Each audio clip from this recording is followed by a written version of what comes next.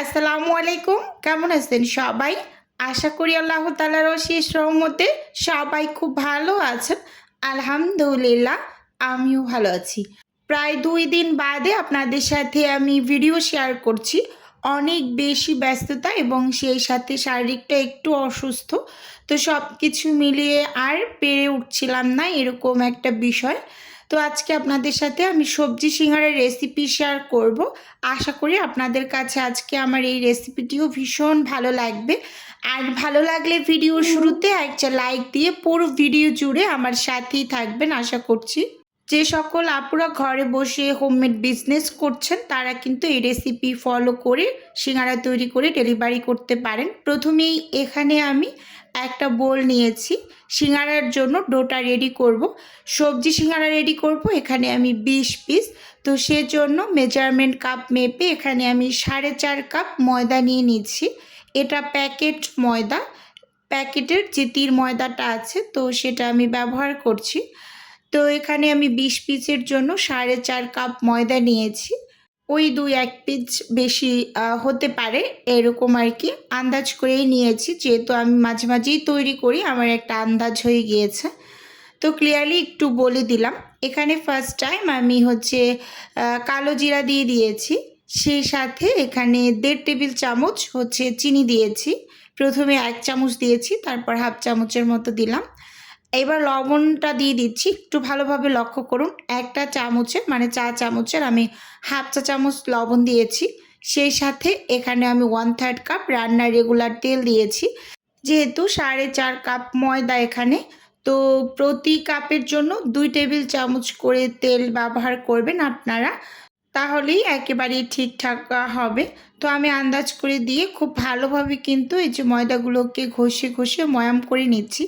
আমি প্রতিটা ভিডিওতেই বলে থাকি এই ময়াম করাটা কিন্তু মোস্ট ইম্পর্টেন্ট। যে কোনো নাস্তার ক্ষেত্রে এটা বেশ ভালোভাবে ময়াম করা হলে মানে ময়দার সাথে তেলটা ভালোভাবে মানে ঘষে ঘষে একটু মিশিয়ে নিলে এটা ভালো খাস্তা হয় ভাজার পরে, এরকম একটা বিষয়।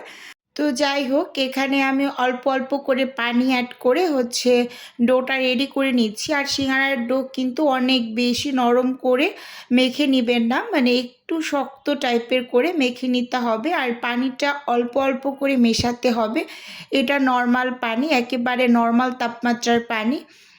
আমি একটু ক্লিয়ারলি বলে দিলাম কারণ অনেক আপুরাই আছেন যে জানতে চান আপু এটা কি কুসুম গরম পানি নাকি ঠান্ডা পানি, একদম A to Z জানতে চান। তো একেবারে আমি ক্লিয়ার করে বলে দিলাম এটা একেবারে নর্মাল তাপমাত্রার পানি দিয়ে আমি এই যে শক্ত করে ডোটা মেখে নিয়েছি। আর দেখুন আমার পুরো ১ মগ পানি কিন্তু লাগেনি, একেবারে লাস্টে কিছুটা পরিমাণ বেঁচে গিয়েছে। এরকম 1/4 কাপের মতো হবে বেঁচে গিয়েছে। তো উপরে একটু তেল মেখে ডোটা রেস্টে দিয়ে দিচ্ছি। কমপক্ষে হলেও ২ ঘন্টার মতো রেস্টে দেবেন ডোটাকে। এখানে আমি এই যে আলু এবং গাজর কেটে নিয়েছি। সবজি সিঙ্গারা তৈরি করার ক্ষেত্রে অনেকগুলো সবজি ব্যবহার করতে পারেন। যেহেতু এখন গরমের সিজন তো সব ধরনের সবজি পাওয়া যায় না। ফুলকপিটা দিলে খেতে আরও বেশি মজার হয়। বাট এখন তো গরমকাল, সবজি ওরকম পাওয়া যায় না। তো আমি সবসময় সবজি সিঙ্গারাটা এরকম গাজর আর আলু দিয়েই বর্তমানে রেডি করছি। শীতের সময় একটু ফুলকপি ব্যবহার করি এই আর কি। তো ভালোভাবে কেটে ধুয়ে নিয়েছি। এবার পুরটা রেডি করে নেব। চুলোতে আমি একটা প্যান বসিয়ে দিয়েছি। আর প্যানের মাঝে পরিমাণ মতো তেল দিয়ে দিলাম। তেলটাকে অনেক বেশি গরম করা যাবে না। মোটামুটি একটু গরম হয়ে আসার পর এর মাঝে আমি ১ চা চামচ মানে উঁচু উঁচু করে ১ চা চামচ ৫ ফোড়ন মশলা দিয়ে দিলাম। দিয়ে তেলের মাঝে একটু নেড়েচেড়ে ভেজে নেব। এর মাঝে এখানে আমি কিছু বাদাম দিয়ে দিয়েছি। এই বাদামটা দিলে আমার কাছে খেতে ভালো লাগে, মানে সেটা হোক সবজি সিঙ্গারা, হোক কলিজা সিঙ্গারা বা চিকেন সিঙ্গারা, আমার কাছে সিঙ্গারায় বাদাম খেতে বেশ ভালো লাগে। তো যারা দিতে বলেন তাদেরটাই দিই, আর যারা না দিতে বলেন তাদেরটা স্কিপ করি, এরকম একটা বিষয়। তো এখানে আমি কিছু পেঁয়াজ কুচি দিয়ে দিলাম। দিয়ে খুব সুন্দরভাবে একটু নেড়েচেড়ে তেলের মাঝে ভেজে নিলাম। 1 মিনিটের মতো। তো পেঁয়াজটাকে একটু নরম করে নেওয়ার জন্য, মানে তাড়াতাড়ি যাতে নরম হয়ে যায়, এর জন্য অল্প করে একটু লবণ দিয়েছি। যেহেতু স্বাদে ম্যাজিক মশলা অ্যাড করব, তো এর জন্য এখানে অল্প করেই লবণটা দিলাম প্রথমত, যাতে পেঁয়াজটা একটু নরম হয়ে যায়। এখন এর মাঝে হচ্ছে আমি আদা বাটা, রসুন বাটা দিয়ে দিচ্ছি। 1 চা চামচ রসুন বাটা দিয়েছি আর 1 চা চামচ আদা বাটা দিয়েছি। আদাটা একটু বরফ করা, তো দেখতে বেশি মনে হতে পারে, তো আমি আন্দাজ করেই দিয়েছি। যেহেতু বরফ অবস্থায় আছে, তো সেক্ষেত্রে একটু আপনাদের কাছে বেশি মনে হতে পারে, কিন্তু 1 টেবিল চামচ করেই হবে, 2টা সমপরিমাণেই দিয়েছি। তো যাই হোক, আদা এবং রসুনটাকে ভালোভাবে তেলের মাঝে ভেজে কাঁচা গন্ধটা একটু দূর হয়ে যাওয়ার পর আমি এখানে লাল মরিচের গুঁড়ো, হলুদের গুঁড়ো, ধনিয়া গুঁড়ো, জিরা গুঁড়ো এবং 1 চা চামচ গরম মশলার গুঁড়ো সব কিছু 1 চা চামচ করে দিয়েছি। তো দিয়ে খুব ভালোভাবে হচ্ছে একটু পানি দিয়ে মানে নেড়েচেড়ে মিশিয়ে নিচ্ছি। এখানে আমি আরও একটু পানি দিয়ে তারপর মশলাটাকে একটু কষিয়ে নেব। লাইটের কারণে খুব বেশি কালারফুল এসেছে, মানে যেহেতু এর ভিডিও শ্যুটটা আমার রাত্রে করা হয়েছে, তো এজন্য লাইটের কারণে অনেকটা বেশি লাল কালার এসেছে, মানে কালারফুল লাগছে বেশি, এরকম একটা বিষয়। তো খুব ভালোভাবে একটু নেড়ে চেড়ে আমি সব কিছু সুন্দর মতো কষিয়ে তেলটা উপরে আসার পরে আমি এই যে এখানে ধুয়ে রাখা গাজর এবং আলুগুলোকে দিয়ে খুব সুন্দরভাবে এই মশলার মাঝে নেড়ে চেড়ে একটু ভেজে নেব। তারপর এখানে অল্প করে পানি দিয়ে আমি এটাকে 60% মতো আলু এবং গাজরটাকে সেদ্ধ করে পরে একেবারে 100% সেদ্ধ করে নেব একটু পানি দিয়ে। তো ফার্স্ট টাইম হচ্ছে আমি একটু কষিয়ে নিচ্ছি আর কি এরকম। তো এখানে অল্প করেই প্রথমে একটু পানি দিয়ে 60% মতো সেদ্ধ করে নেব, ওই যে বললাম না। এখন এর মাঝেই হচ্ছে আমি স্বাদে ম্যাজিক মশলা অ্যাড করে দিচ্ছি। এই মশলার কারণে প্রথম অবস্থায় কিন্তু আমি লবণটা কম করে ব্যবহার করেছি।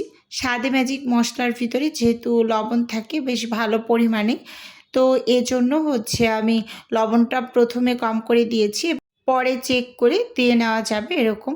তো এই যে দেখুন, আমি ঢাকনা খুলে এর মাঝে আবার হচ্ছে একটু নেড়ে চেড়ে নিয়েছি। আর চুলোর আঁচটা কিন্তু এই পর্যায়ে হাই হিটেই আছে। আর এখন এখানে আমি লবণ দিয়ে দিলাম, একটু চেক করে নিয়েছিলাম।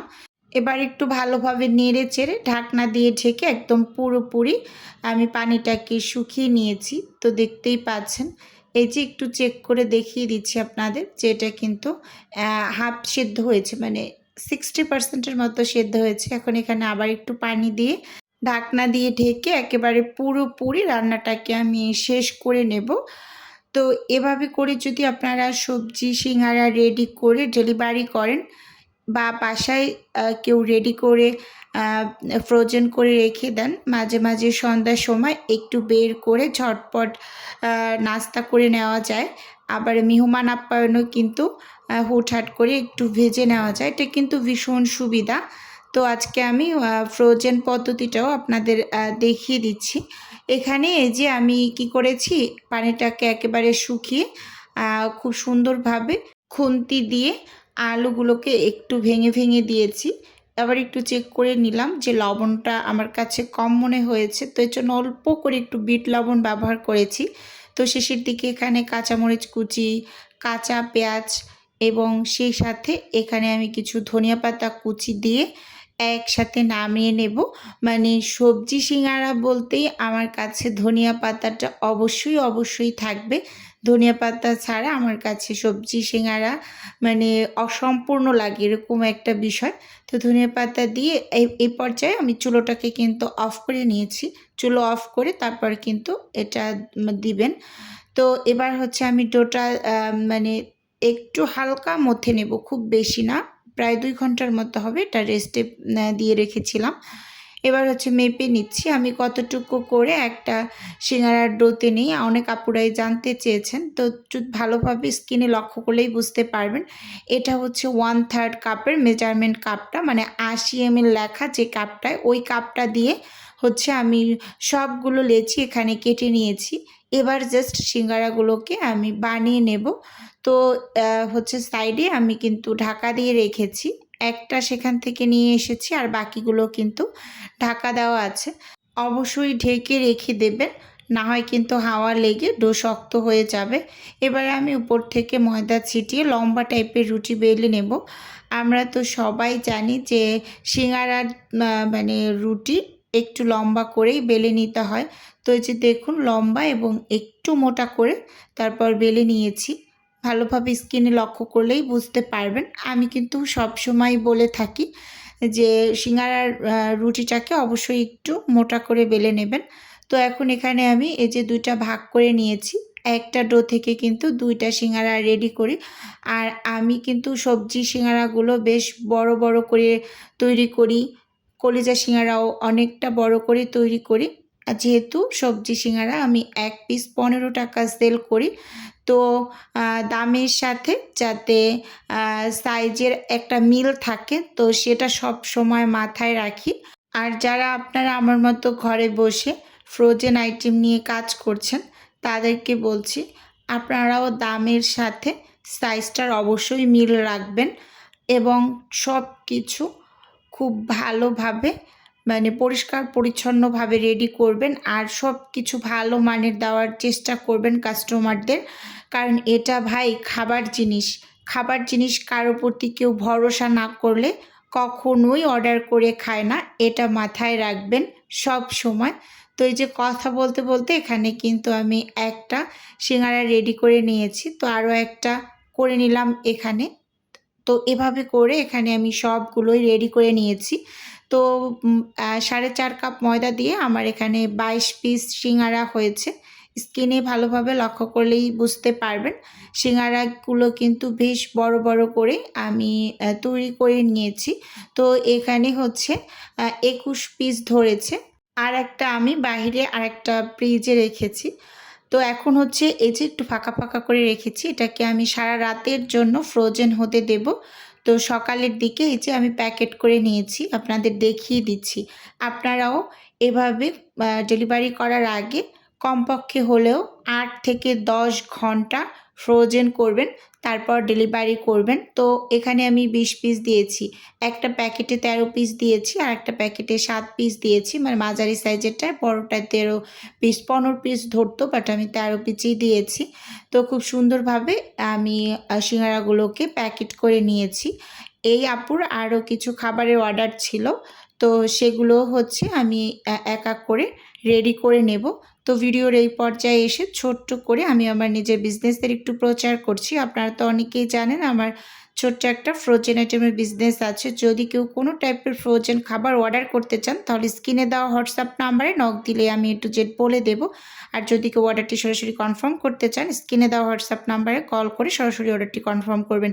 এখানে 50 পিস লাল আটার রুটি, 20 পিস হচ্ছে পরোটা, 20 পিস হচ্ছে সবজি সিঙ্গারা, সেই সাথে এখানে আপুর ছিল 10 পিস জিবলক ব্যাগ মাঝারি সাইজেরটা। আর আরেকটা আপুর ছিল এখানে 15 পিস বিফ রোল, মানে গরু মাংস দিয়ে উনি রোলটা নিয়েছেন। এখানে বিফ সমোচা ছিল 15 পিস, সেই সাথে পরোটা ছিল 20 পিস, সাদা আটার রুটি ছিল 20 পিস এবং 15 পিস ছিল ডাল পুরি। তো ওভারঅল বন্ধুরা, আপনাদের কাছে আমার আজকের এই ভিডিওটি কেমন লেগেছে চাইলে আমাকে ছোট্ট একটা কমেন্টস করে জানাতে পারেন। আর আপনারা এই মুহূর্তে কে কোথা থেকে আমার ভিডিও দেখছেন অবশ্যই আমাকে কমেন্টস করে জানাবেন। আজকে তাহলে এখান থেকেই বিদায় নিচ্ছি। আল্লাহ হাফেজ।